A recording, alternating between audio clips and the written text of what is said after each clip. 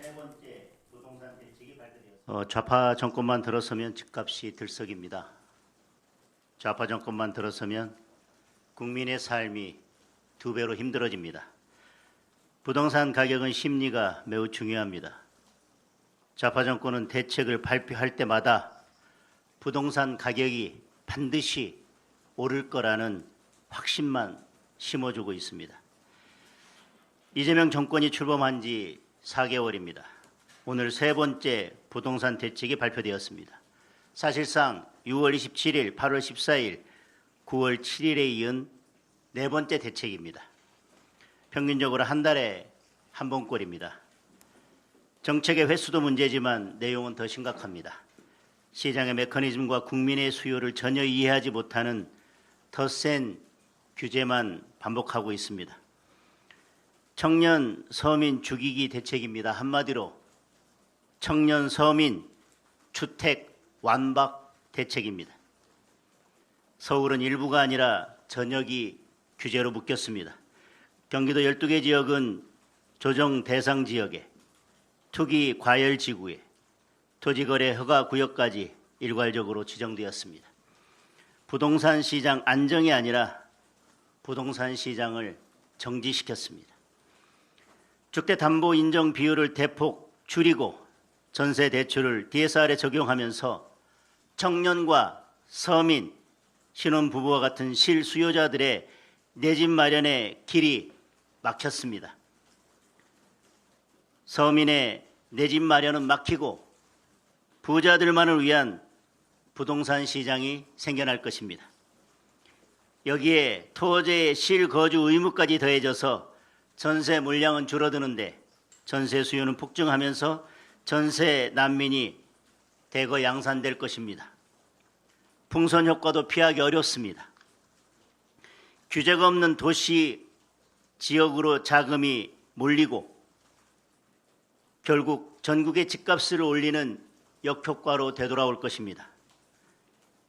이번 대책은 결국 사야 할 곳을 미리 알려주는 좌표 찍기 대책입니다.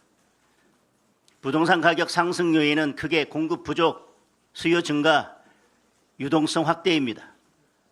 뚜렷한 공급 대책은 없습니다. 중대재해처벌법 엄격 적용을 밀어붙이면서 주택건설 자체를 포기하고 있습니다. 현금 살포로 유동성은 크게 확대됐습니다. 부동산 가격이 오르지 않을래야 오르지 않을 수 없는 상황입니다. 공급은 없는데 수요만 때려잡는 묻지마식 규제로는 집값을 절대 잡을 수 없습니다. 외국인만 특혜를 보고 국민은 차별받는 정책으로 주거 안정은 절대 이룰 수 없습니다. 또다시 부동산 폭등의 망령이 어른거리고 있습니다. 국민은 이미 부동산 정책의 끝을 알고 계십니다. 문재인 정권 시즌2입니다. 집값 폭등 시즌2입니다. 원인은 정부가 만들고 책임은 서민에게 떠넘기는 무책임한 대책입니다. 문재인 정권은 재임하는 동안 28번의 대책을 발표했습니다. 결과가 어땠습니까? 문재인 정권이 출범할 때 6억 원이었던 서울의 아파트는 5년 후 12억 원이 됐습니다. 2배가 오른 것입니다. 이재명 정부의 대책까지 합치면 전부 31번의 대책입니다. 이번 부동산 대책도 집값을 잡는 정책이 아니라 집값을 망치는 정책이 될 것입니다. 31전 31패가 될 것입니다.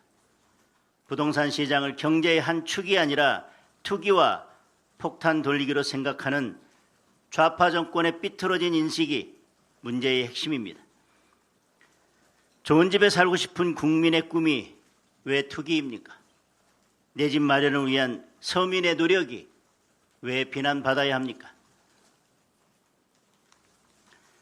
초강수로 집값이 잡히지 않으면 다음은 뻔합니다. 세제를 개편하고 보유세를 대폭 올려서 내 집 마련의 꿈을 포기할 때까지 국민을 옥죄는 것입니다.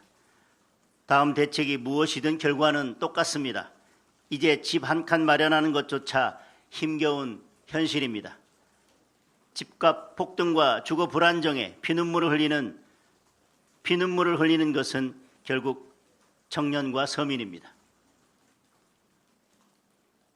국민은 빈대를 잡겠다고 초가삼간을 다 태우는 이러한 대책을 원한 것이 아니었습니다. 충분한 주택 공급, 일관된 금융 지원, 합리적인 세제입니다. 우리 당은 명확하게 요구합니다.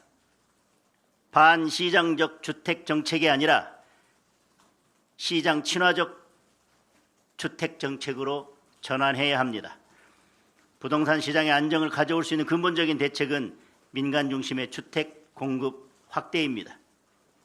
재건축, 재개발에 대한 규제 완화를 해야 합니다. 신속 통합 기획과 같은 모범 사례를 확대해서 민간 공급을 늘려야 합니다. 청년과 서민, 중산층을 위한 금융, 세제 지원을 강화해야 합니다. 지방의 미분양 주택에 대한 파격적인 지원 대책을 마련해야 합니다. 국민의힘이 국민 주거 안정을 지키는 데 앞장서겠습니다.